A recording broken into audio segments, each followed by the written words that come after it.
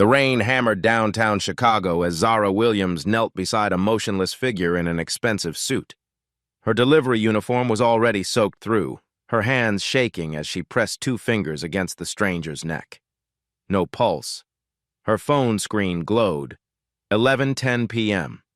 5 minutes until the delivery company's deadline. 5 minutes before she'd lose $500 she didn't have. But this man was dying. "Sir, can you hear me?" She tilted his head back, checked his airway. Nothing. She had a choice: save a stranger and lose everything, or walk away and let him die. What Zara didn't know was that this stranger's identity would change her family's life forever. He didn't know that the person saving him was about to lose everything she'd worked for. Tomorrow, when he walked into her workplace, a twist 15 years in the making would finally reveal itself. But first, she had to choose. Earlier that morning, Zara's alarm pierced the silence at 5 a.m. She rolled over in the cramped studio apartment she shared with her 16-year-old brother Malik, reaching across to silence the phone before it woke him. The first thing she did every morning was touch the faded photograph on her nightstand. Her mother, Elena Williams, stood proudly in a white chef's uniform, holding baby Zara in her arms. The image was worn from years of handling. "Morning, Mama," Zara whispered like she had every day for the past 10 years. "Still trying to make you proud." She padded quietly to their tiny kitchen, opening the refrigerator to reveal nearly empty shelves, a carton of milk with 2 days left, half a loaf of bread, some leftover rice from yesterday's dinner. She counted the crumpled bills in the coffee tin on the counter. $89 for the entire month. Her stomach twisted, but not from hunger. The eviction notice taped to their door fluttered as she opened it to grab the newspaper. 30 days to pay $2,400 in back rent, or they'd be homeless. Zara touched the silver necklace at her throat, a tiny whisk pendant that had belonged to her mother. Elena had worn it every day while working as a private chef, before everything changed. Before she died when Zara was just 14, leaving her to raise Malik alone. "Morning, Zed." Malik shuffled into the kitchen already dressed in his one good shirt, a white button-down he'd been saving for today's college scholarship interview. "Are you ready for the big day?" Zara forced a smile, starting the coffee maker. The interview could change everything. Full ride to Northwestern, a future Malik deserved. "Nervous as hell," he admitted, straightening his collar. "You're still driving me at 7, right? I know it's early, but of course." Zara's heart sank. Her car had broken down 3 days ago. They'd have to take the early bus, which meant leaving by 6:30. She worked 2 jobs to keep them afloat. Morning shifts at Maya's Corner Cafe in the financial district, where she'd been for 2 years.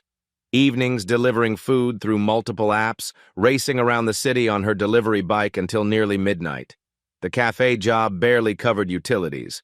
The delivery work was supposed to handle rent, but the company had strict policies. Return equipment late 3 times and you're fired. She'd already been late twice this month. "Zara?" Malik was studying her face. "You okay? You look worried." She busied herself making breakfast from their meager supplies. "Just thinking about your interview. What are you going to tell them about your goals?" As Malik talked about his dreams of studying business, Zara cooked using one of their mother's recipes. Elena had learned it working for a wealthy family back when she thought cooking might lead somewhere bigger. "Mama always said this recipe came from a family she cooked for," Zara told Malik, stirring the eggs with practiced ease. "They were so grateful for everything she did. She said they even wanted to adopt us both." Malik looked up from his notes. "What happened to them?"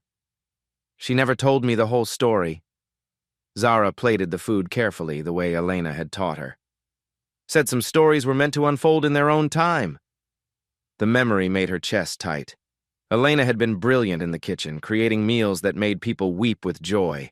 But she'd also been proud. Too proud, maybe. She'd walked away from that family for reasons she never fully explained, taking jobs in regular restaurants until the cancer took her. "I wish I could have met her," Malik said quietly.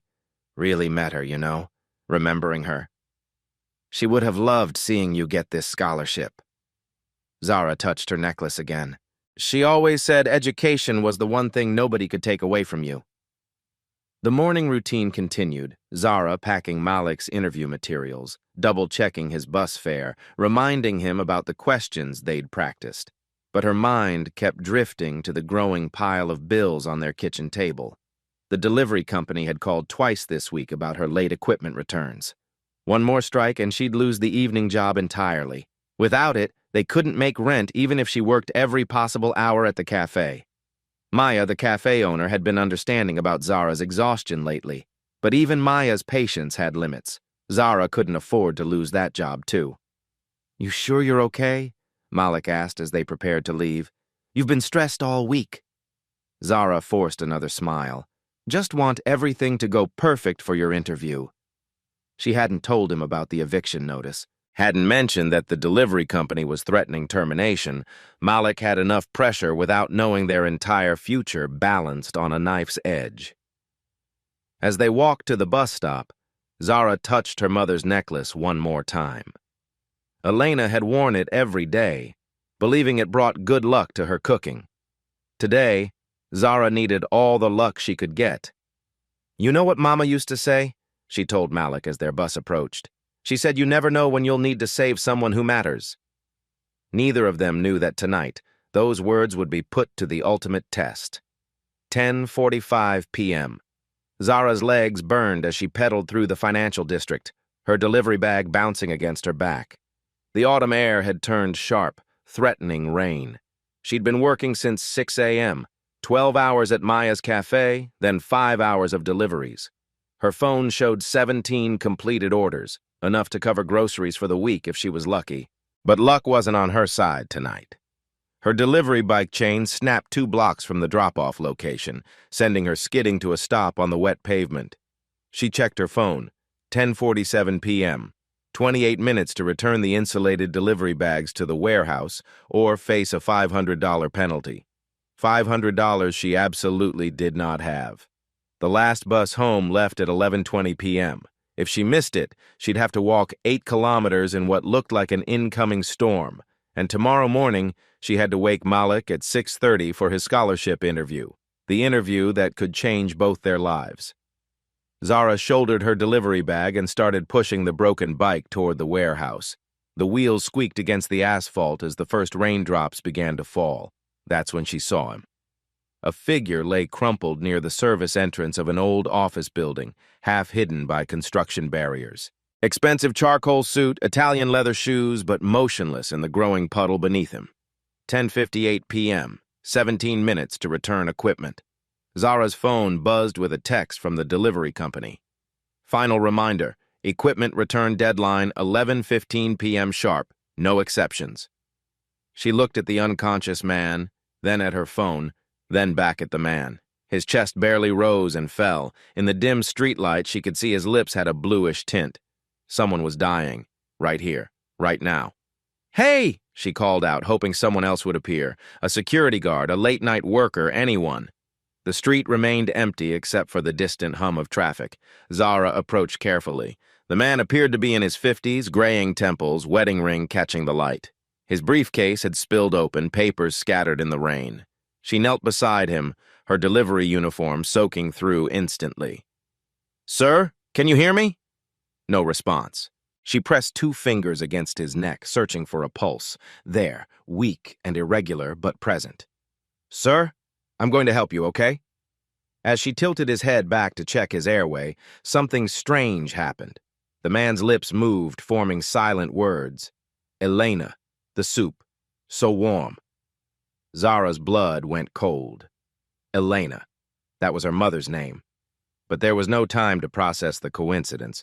His breathing was becoming more labored and his skin felt clammy despite the cool night. Her phone showed 11:02 p.m., 13 minutes. The moral arithmetic was brutal. If she stayed to help this stranger, she'd lose $500 they desperately needed for rent. She'd miss the last bus home and arrive exhausted for Malik's interview. She might even lose her delivery job entirely, but if she left, this man might die. Zara pulled out her phone with shaking fingers, her battery showing 8%. She dialed 911. 911? What's your emergency? "I found an unconscious man downtown. He's breathing but barely responsive. Corner of LaSalle and Madison near the old Meridian building. Ambulance is dispatched." Stay on the line. Are you trained in CPR? Yes. Elena had insisted both her children learn, back when Zara was working as a lifeguard during high school. Check if his airway is clear and begin chest compressions if needed. Zara assessed quickly. His airway seemed clear, but his pulse was getting weaker. She positioned her hands on his chest and began compressions, counting under her breath. 11:07 p.m. 8 minutes. Come on, she whispered between compressions. Stay with me. The rain was falling harder now, soaking through her jacket. She shrugged it off and draped it over the man's torso, using her body to shield him from the worst of the downpour. As she worked, her phone buzzed repeatedly. Messages from the delivery company. Reminders about the deadline. Threats about the penalty fee. 11:12 p.m., 3 minutes. She could still make it. Drop everything and run to the warehouse. Save her job, save the money. Get home in time for Malik's interview. But then she looked at the man's face again. Someone's husband, someone's father. And those words he'd whispered. Elena. Her mother's name. I'm sorry, Malik, she said quietly, continuing the chest compressions. I'm so sorry about your interview. The ambulance sirens grew louder in the distance. 11:15 p.m. came and went. Zara Williams had made her choice. The sirens grew louder as Zara continued chest compressions, her arms already aching from the repetitive motion. Rain pelted her face, mixing with tears she didn't realize she was crying. 30. She counted aloud, then tilted the man's head back for rescue breaths.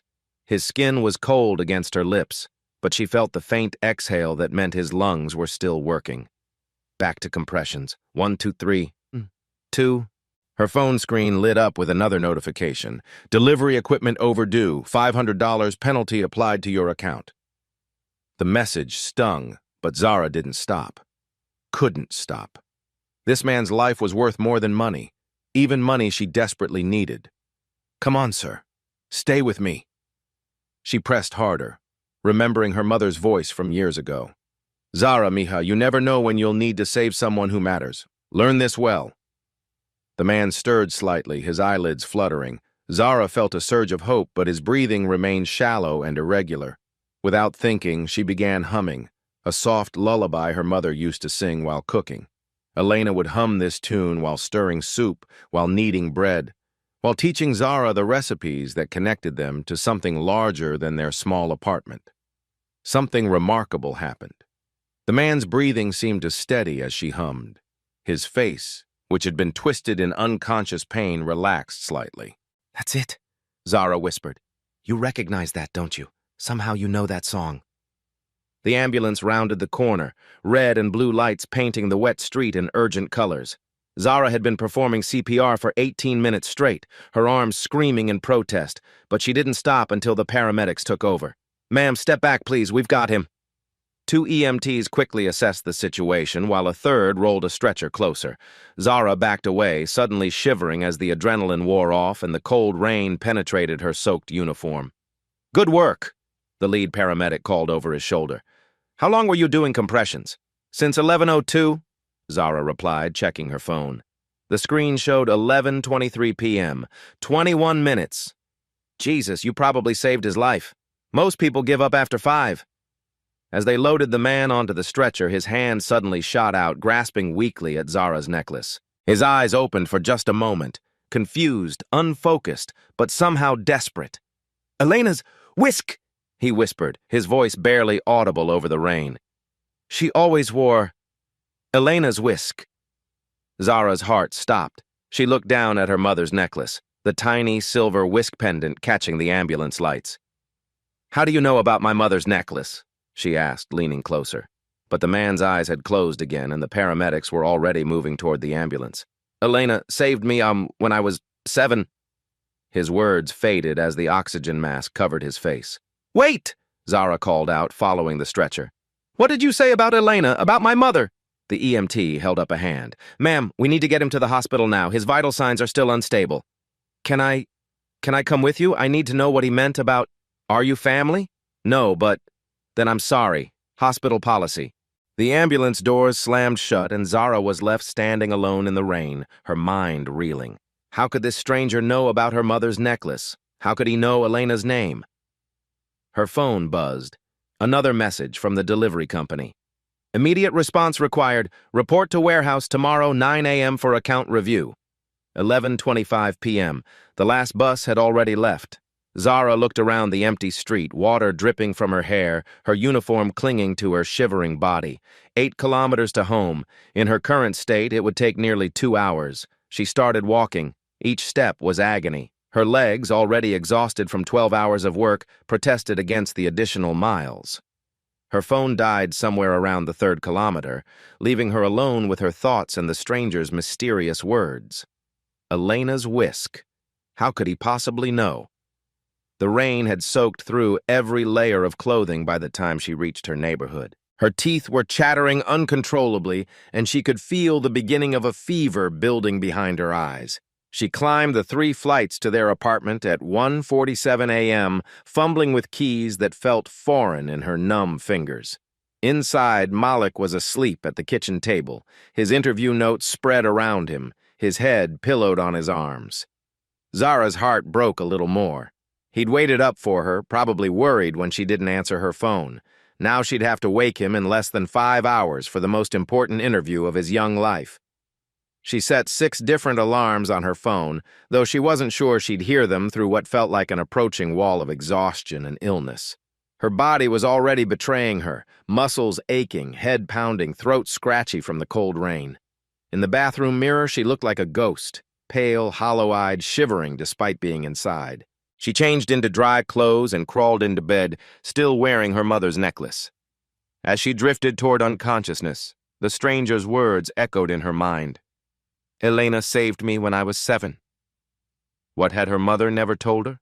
What story was meant to unfold in its own time?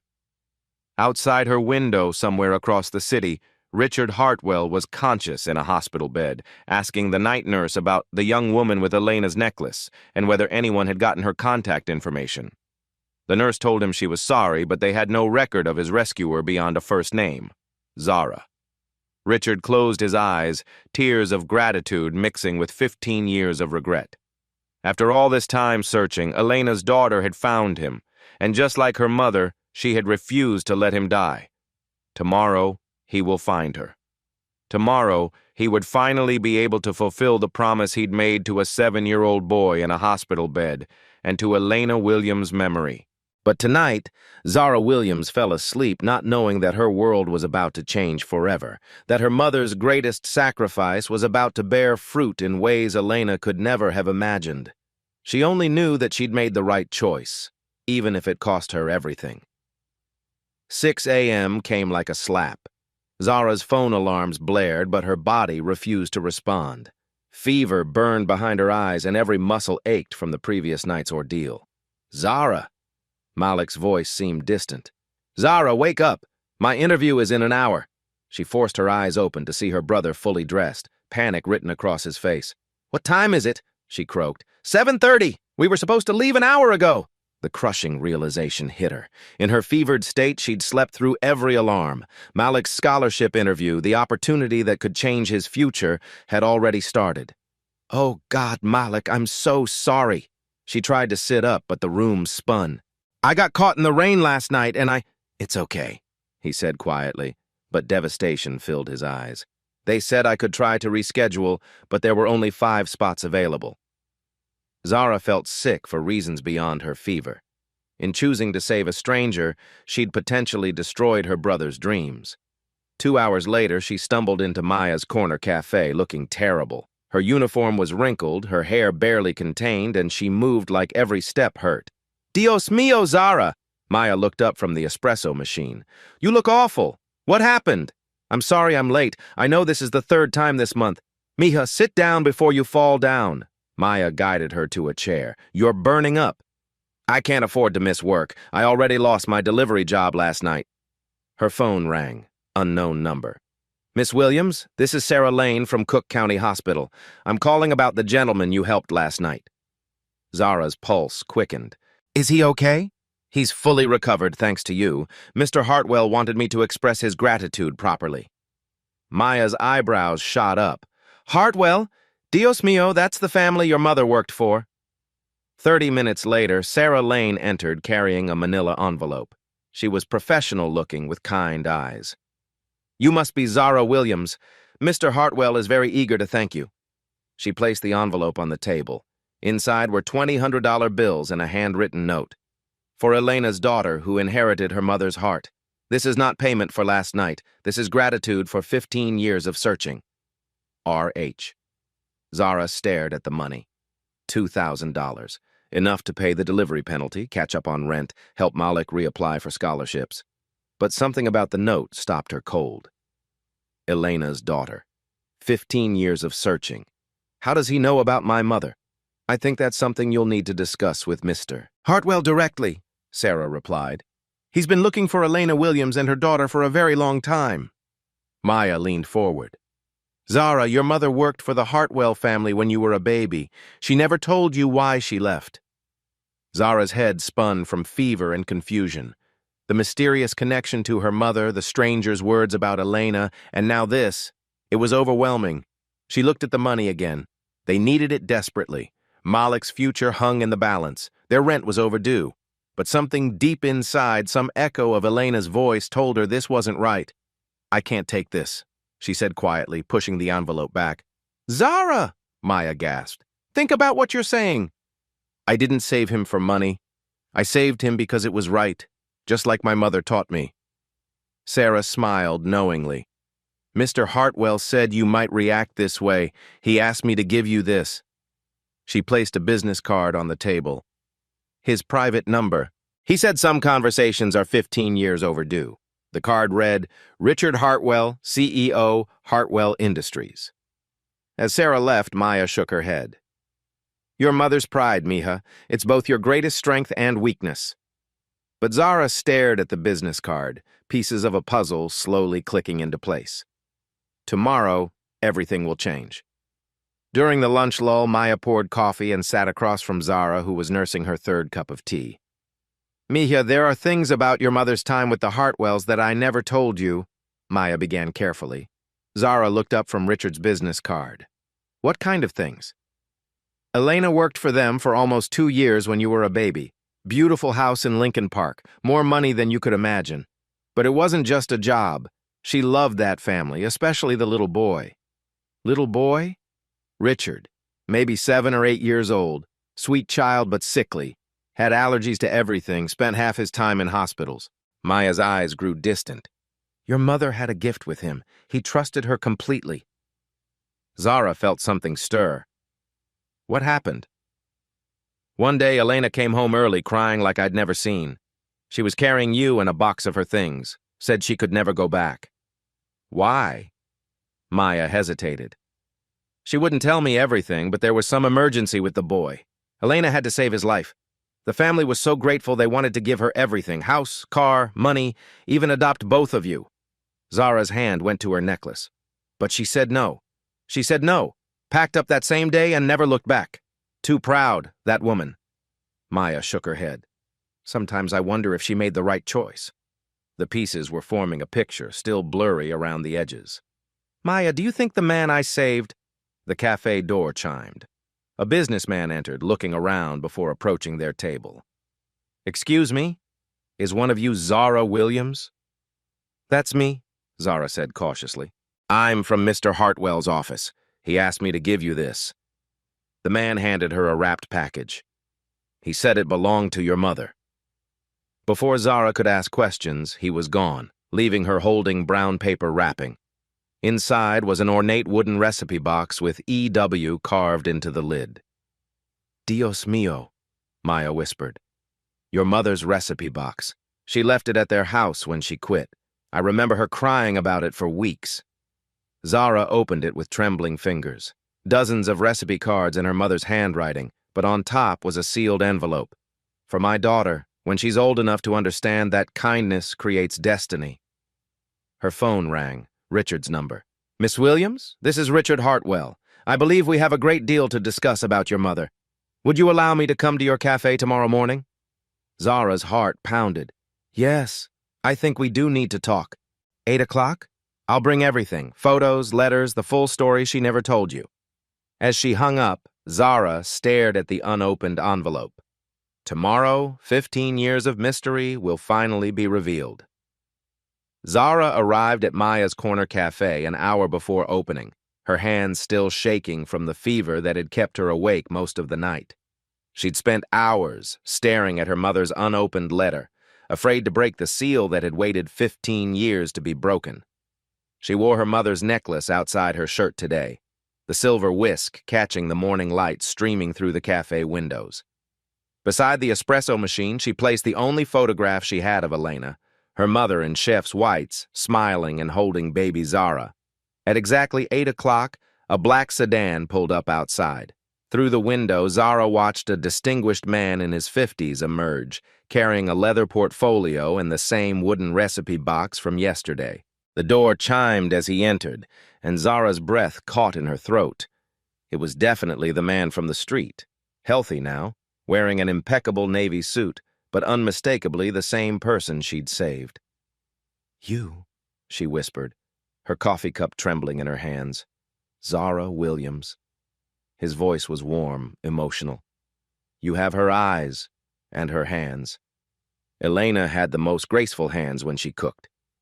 They stood there for a moment, both fighting back tears before they'd even begun to speak. "How did you find me?" Zara asked as he approached the counter. "I asked the hospital for your information, but they couldn't give it to me, so I hired someone to find the woman who saved my life." He gestured around the cafe. "All I knew was your first name and that you'd mentioned working at a coffee shop in the financial district." Maya emerged from the back room, took one look at Richard Hartwell, and immediately understood. "Mijo, you grew up," she said softly. Richard smiled. "Hello, Maya. You haven't changed a bit." "You two know each other?" Zara asked, confused. "Maya used to visit your mother sometimes when Elena worked for our family," Richard explained. "Maya, your employee saved my life 2 nights ago." "I know, mijo. And you've been looking for them ever since Elena left, haven't you?" Richard nodded, then turned to Zara. "Could we sit? I have 15 years of explanation to give you." They settled at a corner table, and Richard opened his leather portfolio. The first thing he pulled out was a photograph that made Zara gasp. 7-year-old Richard in a hospital bed, with young Elena sitting beside him, holding his hand. Elena was wearing the exact same necklace Zara wore now. "That's my necklace," Zara whispered. "She's wearing my necklace." "She never took it off during the 2 years she worked for us," Richard said gently. "She said it reminded her that cooking was about love, not just technique." He pulled out more photos. Elena in the Hartwell kitchen, teaching young Richard to crack eggs. Elena laughed as Richard, covered in flour, tried to help make bread. Elena read to him when he was sick.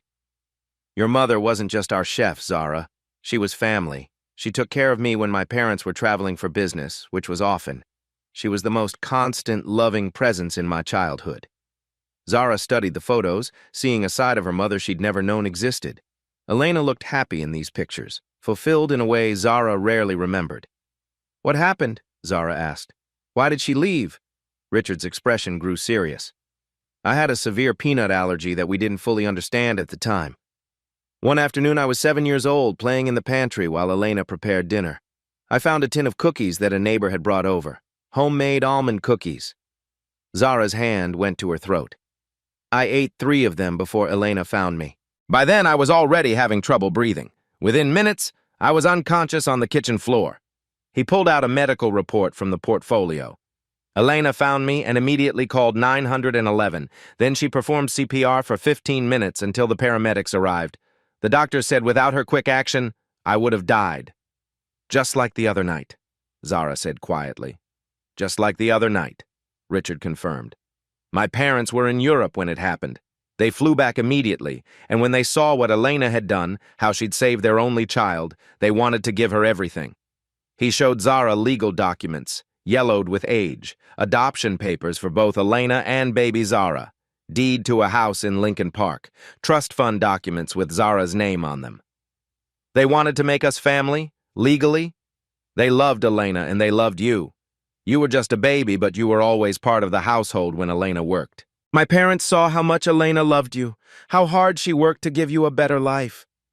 Zara felt tears burning her eyes, but she said no. Richard nodded. pulling out a handwritten letter. This is what Elena wrote to my parents the day she left.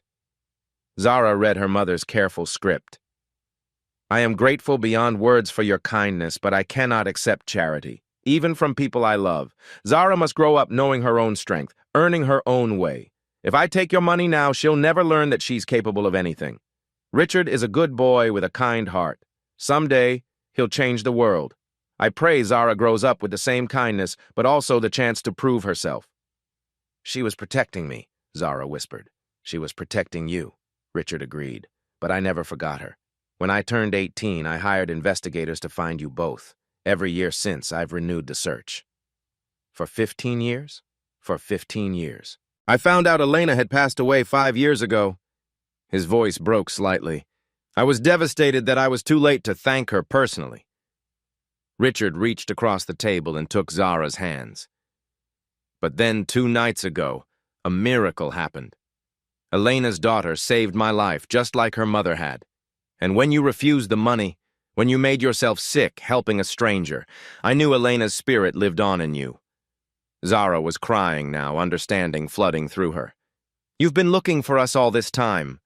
And now I can finally fulfill the promise I made to a 7-year-old boy in a hospital bed, and to your mother's memory.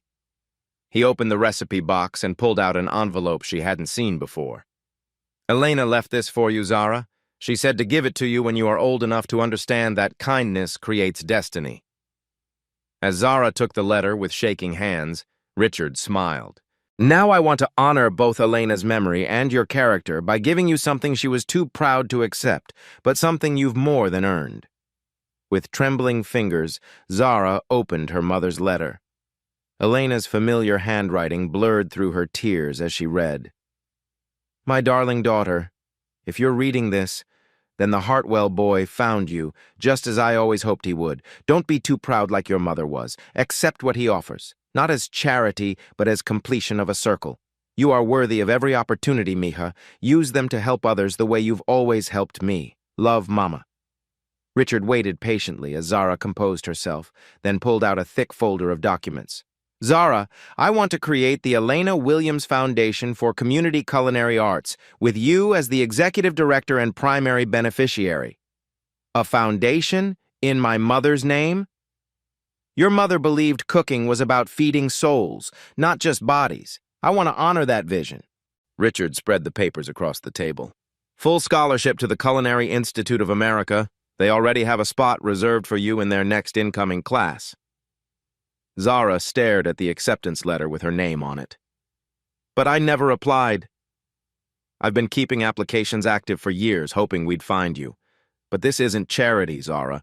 This is inheritance. This is what your mother earned 15 years ago when she saved my life. He pulled out architectural drawings. I want you to develop Elena's Kitchens, a chain of community restaurants serving healthy, affordable food in neighborhoods that need it most, starting right here. The drawings showed Maya's Corner Cafe transformed into something beautiful. Larger kitchen, community seating, a teaching space for cooking classes. Maya would become our first franchise partner with full equity ownership, Richard continued. She's already agreed, contingent on your participation. You already talked to Maya? I talked to Maya this morning. She's been waiting 15 years for this conversation, too. Richard pulled out financial documents. While you're in culinary school, you'll receive $100,000 annually for living expenses and to begin developing the Elena's Kitchen concept. After graduation, $150,000 as executive chef director, plus 40% ownership in the foundation. Zara's head was spinning. Richard, this is too much. I can't possibly... Your brother Malik's college education will be fully funded, Richard interrupted gently. Any school he chooses, plus a summer internship program at Hartwell Industries if he's interested in business. The mention of Malik hit her like a physical blow. He missed his scholarship interview because of me, because I chose to save you instead of getting home on time. I know, and I'm going to personally call Northwestern's admissions office this afternoon. When they hear the full story of why he missed that interview, I guarantee you they'll not only reschedule, they'll be honored to have him. Richard leaned forward, his expression earnest. Zara, your rent debt, the delivery company penalty, everything, it's all handled as of this morning. You'll never face eviction again. I don't understand why you're doing all this. Richard pulled out a crayon drawing carefully preserved behind glass. Stick figures of a woman and a little boy with childish handwriting that read, "I will help people like Elena helped me." I drew this in the hospital when I was 7 years old.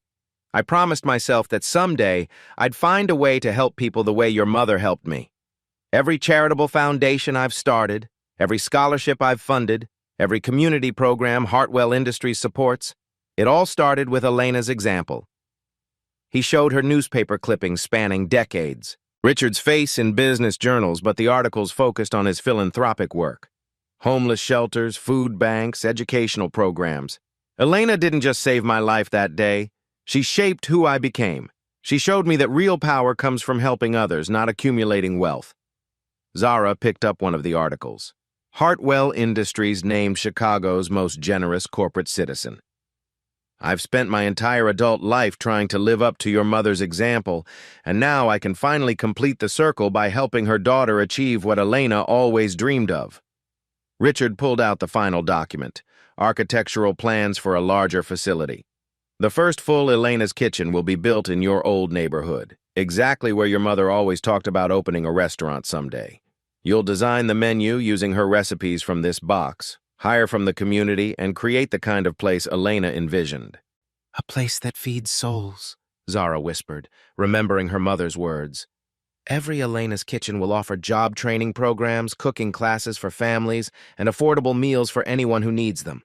You won't just be running restaurants, Zara. You'll be changing communities." The magnitude of it was overwhelming. "Richard, I'm a delivery girl who works at a coffee shop. I don't know anything about running a foundation or—" "You're Elena Williams' daughter," Richard said firmly.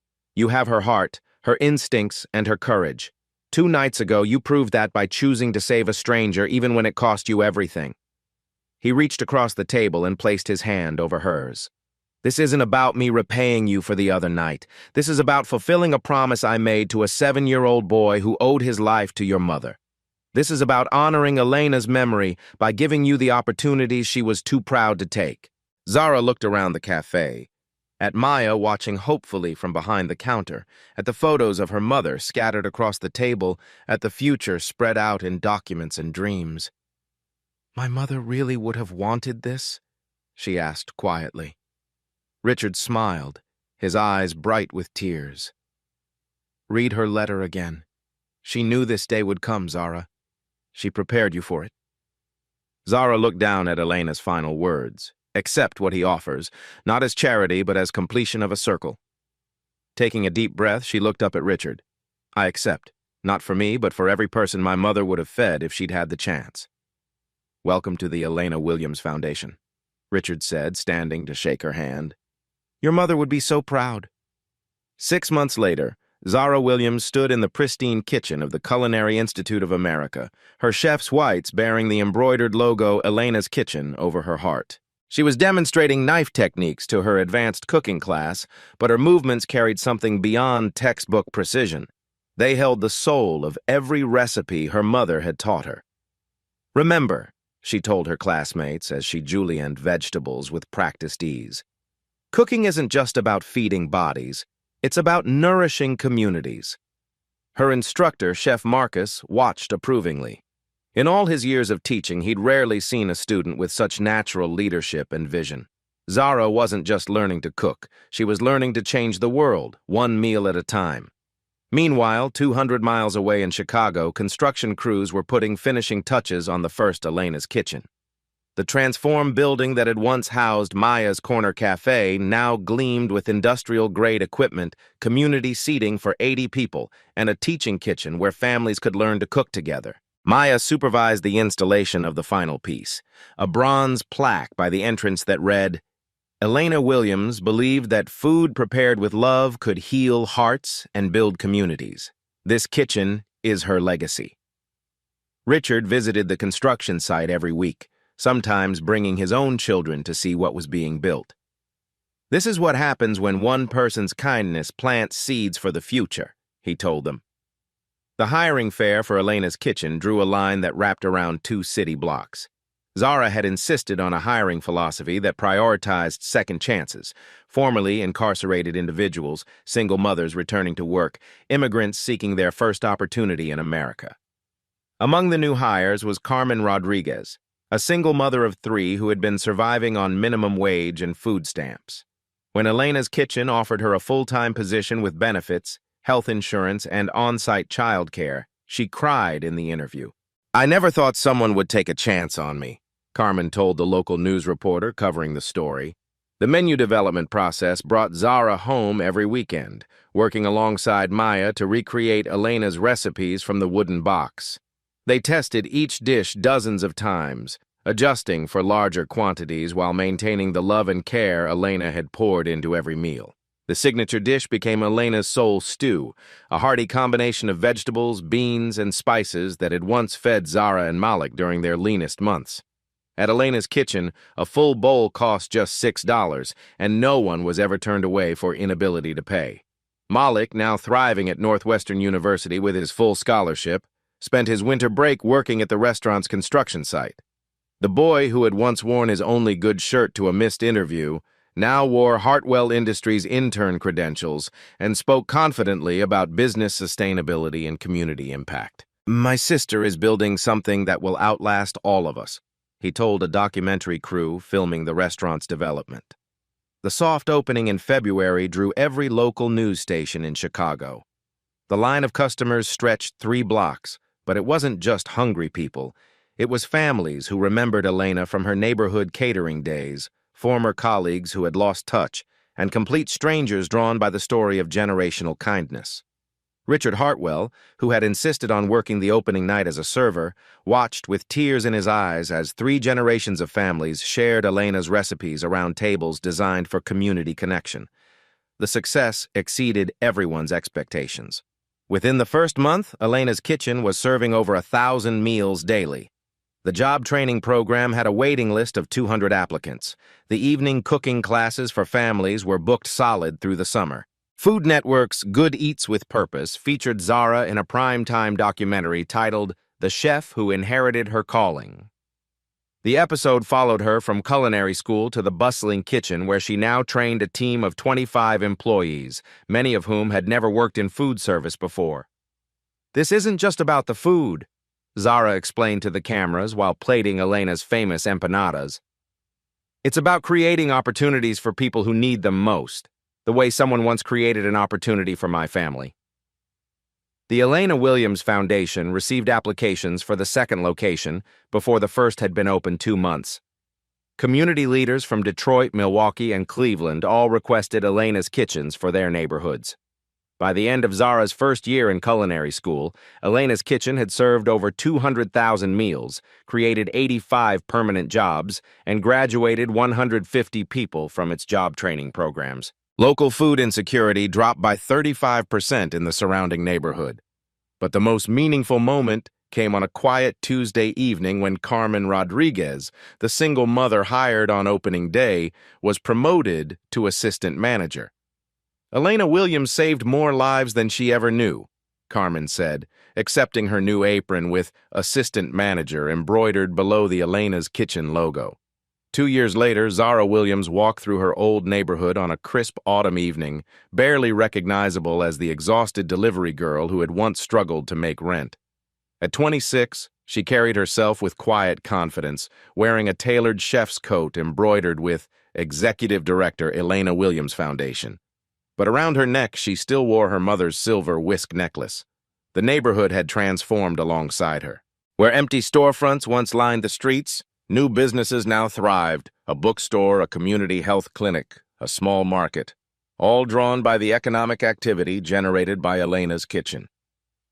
As Zara walked past the bronze plaque commemorating her mother, she noticed a young woman sitting on the bench nearby, crying over eviction papers. 2 small children played at her feet. The scene was achingly familiar. Without hesitation, Zara approached. "Excuse me, are you okay?" The woman looked up with tear-stained cheeks. "I'm sorry, I didn't mean to. We'll move along. No, please don't apologize. I'm Zara, and I run the restaurant here. What's your name?" "Isabella. These are my daughters, Sophia and Maria." "Are you looking for work, Isabella?" Because we have an opening in kitchen management and we provide childcare and housing assistance. Isabella's eyes widened. You'd hire me? I don't have restaurant experience. Neither did most of our best employees when they started. What matters is that you want to work and care about your family. From across the street, Richard Hartwell emerged from the foundation offices, where he'd been reviewing expansion plans. He paused when he saw Zara helping the young mother, a familiar warmth spreading through his chest. This was Elena's true legacy, not just the restaurants, but the way kindness multiplied, creating endless ripples of compassion. You know, Zara told Isabella as they walked toward Elena's kitchen, someone once told me that kindness creates destiny. Let me show you what that means. 6 months later, Isabella would be promoted to shift supervisor. Her daughters would participate in the Elena Williams Youth Culinary Program, learning to cook with love and purpose. But tonight, as Zara helped Isabella fill out a job application over a warm meal, she thought about the circle her mother had begun. How one act of courage could echo through generations, creating opportunities, changing lives, building communities. Elena Williams had saved a 7-year-old boy who grew up to save her daughter, who now saved others in an endless chain of kindness. Richard joined them at the table, watching the next chapter of Elena's legacy unfold. Your mother is smiling somewhere, he told Zara quietly. Some people live on through their children. Elena Williams lived on through every life her daughter touched. Elena's story reminds us that the kindness we show today can echo through generations in ways we never imagine. One mother's courage to save a child created a legacy that transformed countless lives, proving that no act of love is ever truly forgotten. You never know when the person you help today might become the one who changes your tomorrow, or when your sacrifice might plant seeds that your children will harvest. Think about this. Who in your life showed you kindness when you needed it most? How can you honor their memory by helping someone else? What legacy of compassion will you leave behind? Share your story in the comments. Tell us about a time when someone's kindness changed your path, or when helping a stranger led to something unexpected. If Elena and Zara's journey moved you, hit that like button and subscribe for more incredible stories that prove love transcends time. Ring that notification bell because every week we share tales that restore your faith in human goodness. Remember, every act of kindness plants seeds for the next generation to harvest. At Black Voices Uncut, we don't polish away the pain or water down the message. We tell it like it is because the truth deserves nothing less.